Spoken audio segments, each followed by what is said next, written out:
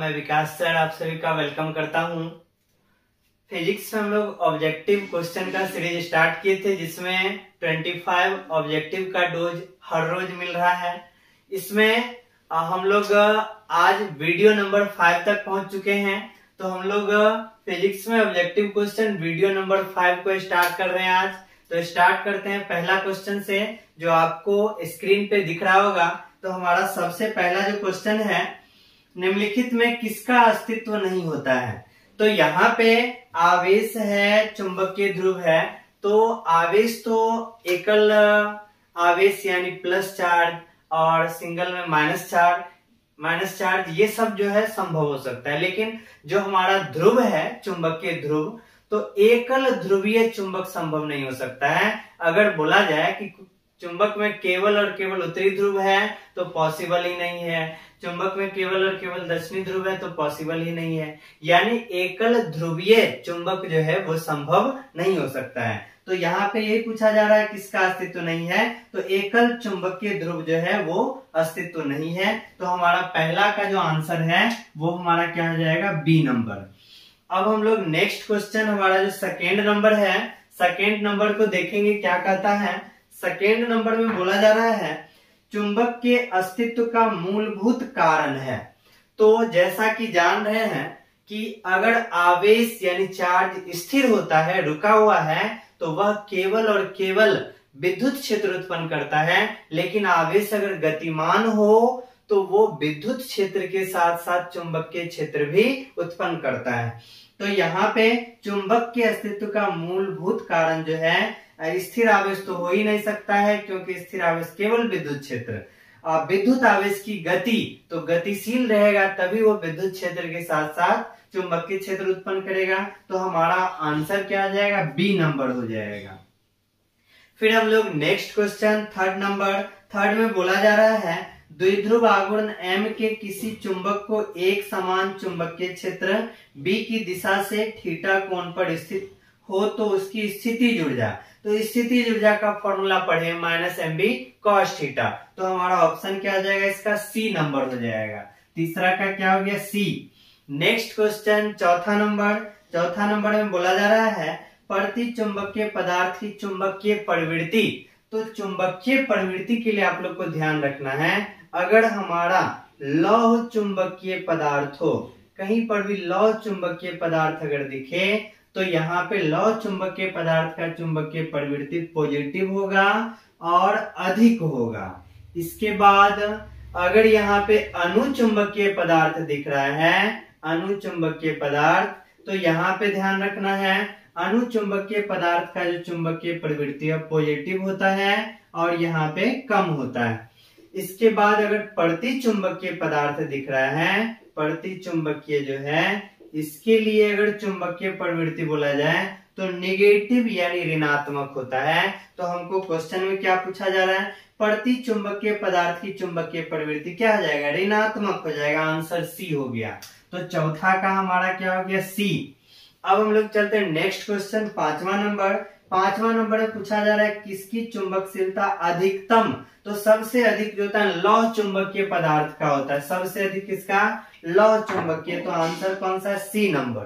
तो हमारा पांचवा का क्या आ गया, सी। अब नेक्स्ट क्वेश्चन हमारा जो छठा है, यहाँ पे बोला जा रहा है लोहे का परमाणु है। तो लोहे का परमाणु हमारा लौह चुंबकीय है। तो छठा का भी क्या हो गया, सी। सातवां क्वेश्चन में बोला जा रहा है पृथ्वी के चुंबकीय ध्रुव पर नमन कोण का मान होता है। तो नमन कोण क्या होता है, नमन कोण जैसा आप लोग को बताया गया है कि जो हमारा अर्थ है, तो अर्थ के सभी हिस्सा में व्यक्ति रहते हैं, अर्थ के सभी हिस्सा में व्यक्ति रहते हैं। यहाँ पे जो व्यक्ति है इसके लिए क्षैतिज ये हो गया, इसके लिए क्षैतिज ये हो गया, फिर यहाँ पे जो व्यक्ति रहते हैं इसके लिए क्षैतिज ये। तो सभी व्यक्ति के लिए अपना अपना क्षैतिज होता है, क्योंकि अर्थ के सभी हिस्सा में व्यक्ति रहते हैं। और अर्थ यानी जो हमारा पृथ्वी है, इसके अंदर एक बहुत बड़ा सा चुंबक होता है। तो इसके अंदर जो चुंबक है, तो ये अपना चुंबकीय क्षेत्र, तो चुंबकीय क्षेत्र इस तरह से यहाँ पे उत्पन्न है चारों तरफ। तो यहाँ पे जो चुंबकीय क्षेत्र है वो हमारा नॉर्थ ध्रुव से निकलता है और ये हमारा साउथ ध्रुव पे यहाँ पे अंदर जाता हुआ हमको दिख रहा है। ये चुंबकीय बल रेखा में आप लोग पढ़े हैं। तो यहाँ पे जो हमारा चुंबकीय क्षेत्र है, ये जो चारों तरफ चुंबकीय क्षेत्र है, ये क्षैतिज के साथ जो कोण बनाता है वही कोण हमारा नति कोण और नमन कोण कहलाता है। जैसे यहाँ पर अगर इस जगह का बात किया जाए, ये हमारा क्षैतिज है, ये हमारा क्षैतिज है, और यहाँ पर ये हमारा चुंबकीय क्षेत्र है। फिर यहाँ पर ये हमारा क्षैतिज हो गया, यहाँ पे हमारा चुंबकीय क्षेत्र है। फिर इस जगह के लिए ये हमारा क्षैतिज है, ये हमारा चुंबकीय क्षेत्र। तो यहाँ जो ध्रुव है, ध्रुव पे क्षैतिज देखिए ये हो गया, ध्रुव पर क्या हो गया, क्षैतिज हो गया। और यहाँ पे चुंबकीय क्षेत्र, चुंबकीय क्षेत्र का दिशा जो होता है चुंबकीय बल रेखा पर खींची गई स्पर्श रेखा की ओर। तो यहाँ पे अगर चुंबकीय क्षेत्र का दिशा पूछा जाए तो इस तरह से, और क्षैतिज हमारा क्या हो गया, ये हो गया। तो यहाँ पे देखिए ये हमारा ध्रुव है, तो ध्रुव पर क्षैतिज और चुंबकीय क्षेत्र के बीच कितना एंगल हो रहा है, 90 डिग्री। तो यहाँ पे हमारा एंगल क्या आ जाएगा, 90 डिग्री हो जाएगा। फिर यहाँ पर ये हमारा होता है विषुवत रेखा, या यहाँ पे ये विषुवत रेखा यहीं से है। तो ये हमारा जो होता है इस अक्ष पर अगर चुंबकीय क्षेत्र पूछा जाए तो चुंबकीय क्षेत्र का दिशा यहाँ पे हम लोग देख रहे हैं आगे की तरफ इस तरह से, और क्षैतिज जो है यहाँ पे ये क्षैतिज। तो यहाँ पे नति कोण या नमन कोण का मान कितना होगा, 0 डिग्री हो जाएगा। तो यहाँ पे हमसे क्वेश्चन में क्या पूछा जा रहा है, क्वेश्चन में पूछा जा रहा है पृथ्वी के चुंबकीय ध्रुव पर नमन कोण। तो ये ध्रुव, ये हमारा ध्रुव हो गया, यहाँ पर भी हमारा ध्रुव है। तो इस जगह अगर चुंबकीय क्षेत्र का दिशा, तो ये चुंबकीय क्षेत्र का दिशा, और यहाँ पे ये हमारा क्षैतिज। तो इस तरह से चुंबकीय क्षेत्र का दिशा हो गया, यहाँ पे चुंबकीय क्षेत्र हो गया हमारा, और ये हमारा क्षैतिज हो गया। तो यहाँ पे जो एंगल होता है कितना डिग्री, 90 डिग्री होता है, ध्यान रखना है। तो ध्रुव पर कितना हो जाएगा, नति कोण या नमन का कोण का मान 0 डिग्री हो जाएगा। और इस यहाँ पे विषुवत रेखा पे कितना आ जाएगा, विषुवत रेखा पे 0 डिग्री हो जाएगा। तो इस तरह से यहाँ पे हम लोग को ध्यान रखना है। तो हमारा 7वां नंबर है, ध्रुव पर नमन कोण का मान कितना डिग्री, 90 डिग्री। तो आंसर हमारा क्या हो जाएगा, बी नंबर। 7वां का क्या हो गया, बी नंबर। नमन कोण ध्यान रखना है, नमन कोण काफी इंपोर्टेंट भी है। पृथ्वी का जो चुंबकीय क्षेत्र है, ये जो चुंबकीय क्षेत्र है, क्षैतिज के साथ जो एंगल बनाएगा, जो कोण बनाएगा, वही हमारा होता है नति कोण या नमन कोण। और क्षैतिज जो होता है, क्योंकि पृथ्वी पर सभी जगह आदमी रह रहे हैं, तो ये क्षैतिज हो गया। जिस जगह पे व्यक्ति है वो सतह पूरा प्लेन, उसके लिए क्षैतिज हो गया। तो इस तरह से यहाँ पे क्षैतिज के साथ जो चुंबकीय क्षेत्र है, जो एंगल बनाया, वही क्या हो गया, नति कोण या नमन कोण। तो 7वां का बी हो गया। 8वां नंबर पे चलते हैं। 8वां नंबर क्या कहा जा रहा है, 8वां में बोला जा रहा है एम चुंबकीय आघूर्ण वाले चुंबक के चुंबकीय क्षेत्र बी उसे थीटा कोण से घुमाने में किया गया कार्य। तो किया गया कार्य जो है MB1 माइनस कॉस थीटा, किया गया कार्य क्या हो जाएगा, MB1 माइनस कॉस थीटा। तो यहाँ पे हमारा कौन सा ऑप्शन हो जाता है, डी नंबर हो जाता है। तो यहाँ पे 8वां का क्या गया, डी नंबर। चलते हैं 9वां नंबर क्वेश्चन। 9वां में बोला जा रहा है चुंबकीय क्षेत्र बी और चुंबकन एम के बीच जो संबंध हो जाएगा, ये संबंध हमारा बी बराबर μ0 H प्लस एम।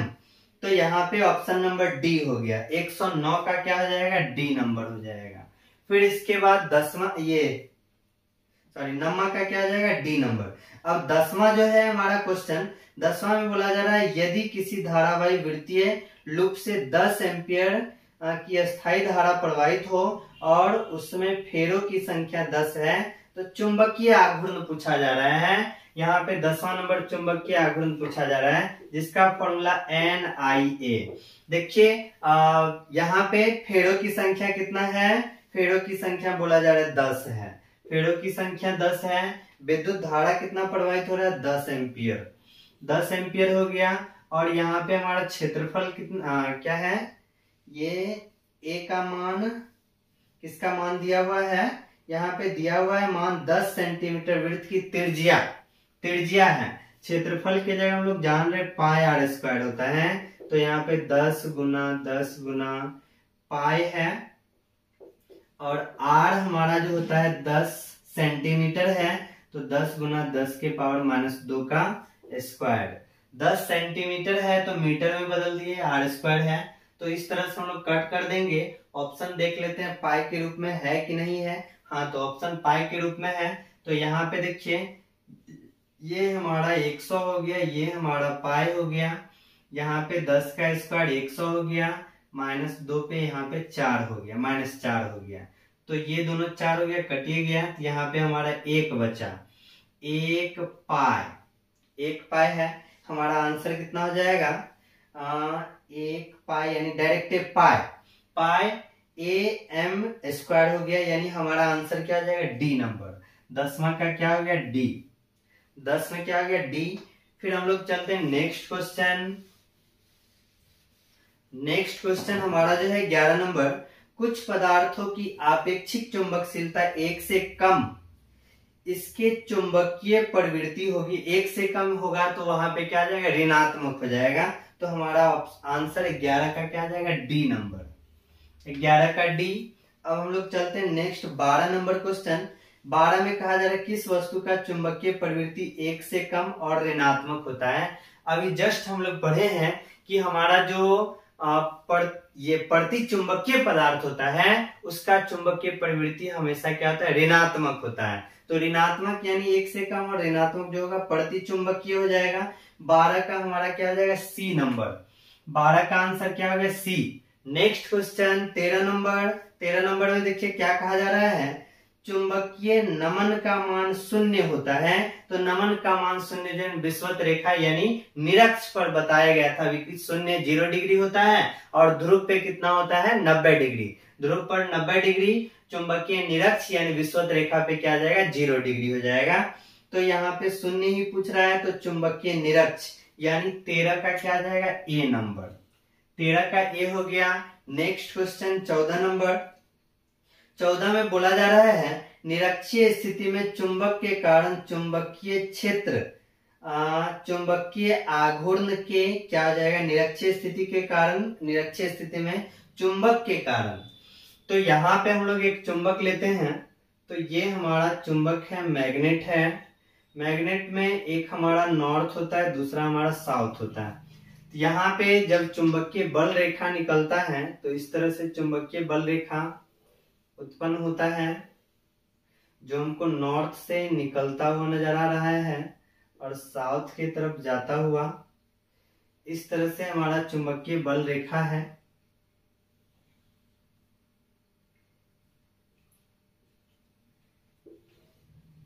चुंबकीय बल रेखा, यहाँ पे क्वेश्चन क्या कहा जा रहा है इसको देखते हैं। चुंबकीय बल रेखा हो गया।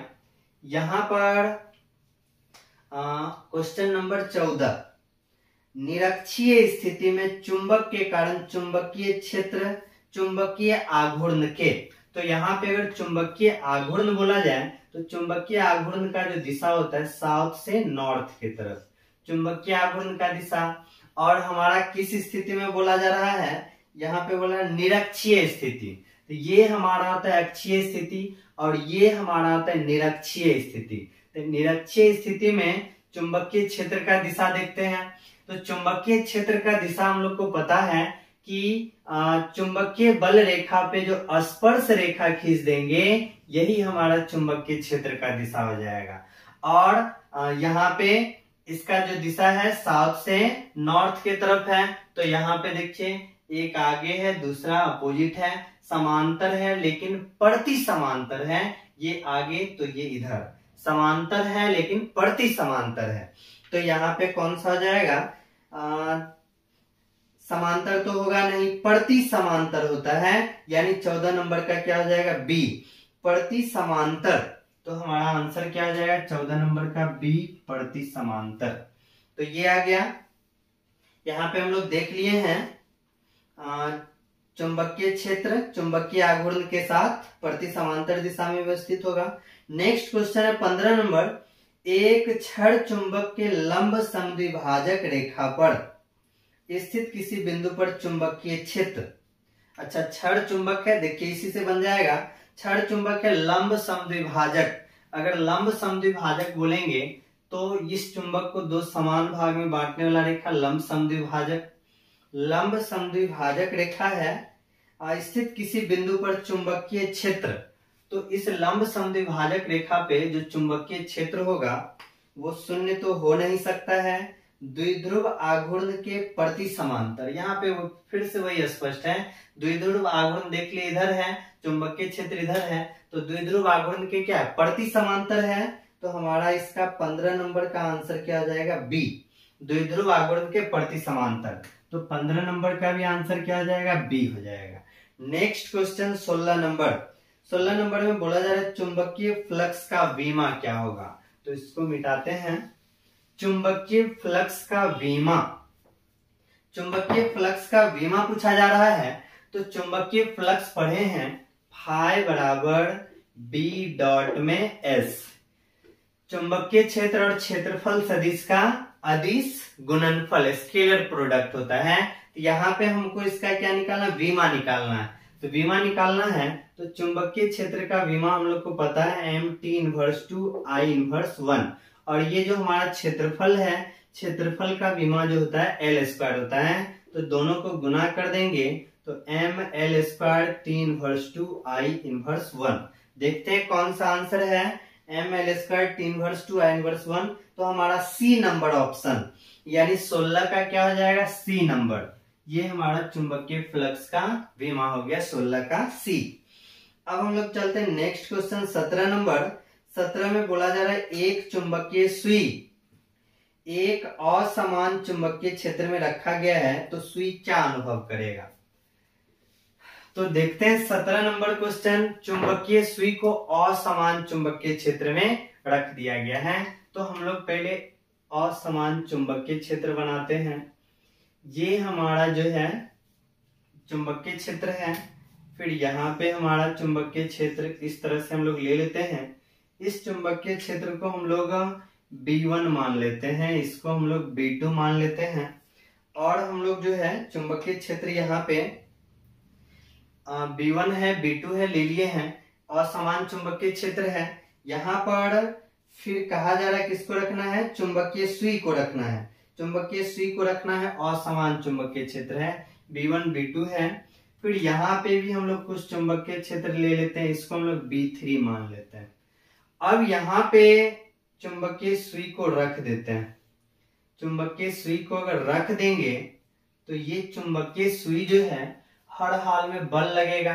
तो यहाँ पे हम लोग को पता है चुंबकीय सुई पे जो बल लगता है ये हमारा थीटा एंगल से है। तो इधर जो बल लग रहा है यहाँ पे हो जाएगा MB और B1 है तो B1। फिर यहाँ पे जो होगा माइनस MB3। ये चुंबकीय क्षेत्र हम लोग B3 माने हैं, इसको B2 माने हैं, इसको B1 माने हैं, क्योंकि क्वेश्चन में कहा जा रहा है असमान चुंबकीय क्षेत्र है। तो इस तरह से यहाँ पे जब बल लग रहा है तो यहाँ पे अगर पूछा जाए कुल बल, तो कुल बल जो होगा निश्चित रूप से यहाँ पे MB1 फिर माइनस MB3। तो यहाँ पे कितना जाएगा MB1 माइनस B3, ये हो गया। तो यहाँ पे बल लग गया निश्चित रूप से इस पे। तो यहाँ पे कहा जा रहा है एक बल, तो बल तो लग ही रहा है और जैसे ही बल लगेगा तो ये इसको क्या करेगा, घुमाएगा। और जब ये घूमेगा तो घूमने के लिए जो बल लग रहा है तो यही हमारा बल आघूर्ण यहाँ पे उत्पन्न हो रहा है। तो इस जगह हमको बल भी लग रहा है और बल आघूर्ण, जिसको हम लोग टॉर्क बोलते हैं। तो यहाँ पे एक बल और एक टॉर्क का अनुभव करेगा। तो हमारा आंसर क्या हो जाएगा, ए नंबर। 17 का क्या हो गया, ए नंबर। अब हम लोग नेक्स्ट क्वेश्चन 18 नंबर पे चलते हैं। 18 में क्या कहा जा रहा है इसको देखते हैं। 18 जो क्वेश्चन है इसमें बोला जा रहा है निकेल है। तो निकेल हमारा क्या है, लौह चुंबकीय पदार्थ है। तो यहाँ पे 18 का क्या हो गया हमारा सी नंबर। निकेल क्या हो जाएगा, लौह चुंबकीय पदार्थ। अब इसके बाद हमारा है 19 नंबर। चुंबकीय क्षेत्र की दिशा से किसी चुंबक को 90 डिग्री घुमाने से किया गया कार्य। तो किया गया कार्य जो हमारा होता है W बराबर mv1 माइनस कॉस थीटा, और कितना घुमाना है, 90 डिग्री पे घुमाना है, तो mv1 माइनस कॉस 90 डिग्री कर देंगे। कॉस 90 डिग्री का मान हम लोग को पता है 0 होता है, तो यहाँ पे किया गया कार्य mv। देखिए कौन सा ऑप्शन यहाँ पे नजर आ रहा है, 1 MB यानी सी नंबर, 19 का क्या हो गया, सी नंबर। नेक्स्ट क्वेश्चन पे चलते हैं। 20 नंबर क्या कहा जा रहा है, 20 में बोला गया है अगर किसी दंड चुंबक को चुंबकीय याम्योत्तर में इस प्रकार रखा जाए कि इसका उत्तरी ध्रुव पृथ्वी के उत्तर दिशा में, अच्छा उत्तरी ध्रुव जो है पृथ्वी के उत्तर दिशा में है, उदासीन बिंदु का संख्या। उदासीन बिंदु क्या होता है, उदासीन बिंदु मतलब हो गया वह बिंदु जहां पर चुंबकीय क्षेत्र जो होगा, किसी चुंबक का चुंबकीय क्षेत्र पृथ्वी के चुंबकीय क्षेत्र के बराबर और विपरीत होता है, तो उस स्थान पर, उस बिंदु पर कुल चुंबकीय क्षेत्र यानी परिणामी चुंबकीय क्षेत्र शून्य हो जाता है, तो वही बिंदु हमारा उदासीन बिंदु कहलाता है। तो अगर चुंबक को पृथ्वी के उत्तरी ध्रुव के उत्तर दिशा में रख दिया गया है, तो उस स्थिति में उदासीन बिंदु का संख्या कितना हो जाएगा, 2 हो जाएगा, यानी इसका आंसर क्या हो जाएगा, ए नंबर। तो उदासीन बिंदु ध्यान से एक बार समझ लिया, उदासीन बिंदु क्या होता है, उदासीन बिंदु मतलब हो गया वह बिंदु जहां किसी चुंबक का चुंबकीय क्षेत्र पृथ्वी के चुंबकीय क्षेत्र के बराबर और विपरीत होना चाहिए, तो उस बिंदु पर परिणामी चुंबकीय क्षेत्र शून्य होता है, तो वही बिंदु हमारा उदासीन बिंदु कहलाता है। तो अगर चुंबक का उत्तरी ध्रुव पृथ्वी की उत्तर दिशा में रख दिए तो उदासीन बिंदु का संख्या 2 हो गया। अब है 21 नंबर, यदि किसी चुंबक को लंबाई के लंबवत 2 भागों में विभक्त कर दिया जाए। तो हमारे पास अगर कोई चुंबक है, ये हमारा नॉर्थ हो गया, ये हमारा साउथ हो गया, लंबाई के लंबवत 2 भाग में इसको विभाजित कर देते हैं। 2 भाग में जब इसको विभाजित कर देंगे तो यहां पर 2 भाग में विभाजित करने के बाद भी नॉर्थ साउथ और साउथ, यानी जो हमारा ध्रुव है उसमें परिवर्तन नहीं होगा। तो यहाँ पे ध्रुव प्राबल्य यानी ए जो है उसका मान क्या रहेगा, अपरिवर्तित रहेगा। तो 21 का हमारा क्या आ जाएगा, ए नंबर हो जाएगा। 2 भाग में बांट दिए हैं, तो ध्रुव प्राबल्य यानी ध्रुव प्रबलता जो है वो हमारा क्या रहेगा, अपरिवर्तित। नेक्स्ट क्वेश्चन हमारा 22 नंबर। 22 में बोला जा रहा है चुंबकीय द्विध्रुव के अक्षीय रेखा पर मध्य बिंदु पर, अच्छा चुंबकीय द्विध्रुव है, तो इसके अक्षीय रेखा पर, चुंबकीय द्विध्रुव के अक्षीय, ये हमारा अक्षीय रेखा होता है, चुंबकीय द्विध्रुव है, ये हमारा अक्षीय रेखा है। तो अक्षीय रेखा के मध्य बिंदु पर r दूरी पर चुंबकीय क्षेत्र का मान, तो अक्षीय रेखा पे हम लोग पढ़े हैं, अक्षीय रेखा पर जो चुंबकीय क्षेत्र होता है इसका फॉर्मूला यहाँ पे 2km बट्टा में क्या होता है, r3। अक्षीय रेखा पे क्या हो जाएगा, 2km बट्टा में r3, और वही निरक्षीय रेखा पे रहता तो km बट्टा में r3 हो जाता। तो यहाँ पे 2km बट्टा r3 है, तो यहाँ से b हमको नजर आ रहा है, क्या हो जाएगा 1 बट्टा r3। b हमको क्या नजर आ गया, 1 बट्टा r3। तो यहाँ पे चुंबकीय क्षेत्र का मान समानुपाती है किसके, 1 बट्टा r3 के। तो हमारा आंसर क्या आ जाएगा, डी नंबर।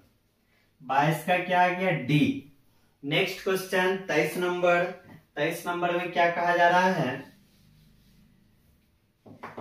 23 नंबर में बोला जा रहा है जब किसी चुंबक को इसके मध्य से किसी चुंबकीय क्षेत्र में लटकाया जाता है, कार्यकारी टॉर्क महत्तम होगा जब चुंबक का चुंबकीय क्षेत्र के, तो टॉर्क हम लोग पढ़े हैं, टॉर्क जो होता है ये हमारा mb sin थीटा।